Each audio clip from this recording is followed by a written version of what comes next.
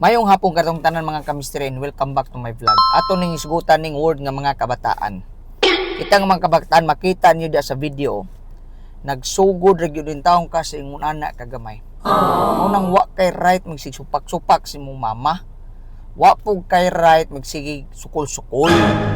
Wa pa ka kay baw mga bata, kamo mga batanon. Sa diha nga kamo giampingan besan pag unsa inyong isulti. Wa pag tay right nga makig-away sa atong mga ginikanan. Ginuni mo na. Sa diyang bata pa ka perti ang lipay sibutang na to ha. Ang inyong mga ginikanan dili sila mga perpekto, dili sila mga maayo nga mga ginikanan, sige ibutang na to.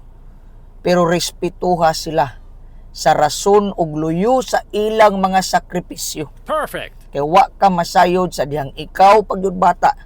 Grabe ang ilang pagpaningkamot. Nang ako musulti kaninyo tanang mga anak, ang napulo kasugo usa ra gyud ang naisaad. Ha? Unsa gingon na, honor your father and your mother that your days may be long. Yung mga bata nga dali ra mga was kalibutan, nagyud nay puruhan nga mga supakiro. Kanang mga kabataan nga ilang makinabuhi dali ra mga bungkag, mga gahi nagulong nga mga kabataan. Mga gusto kag prosperity, obey first before you complain. God bless mga kabataan.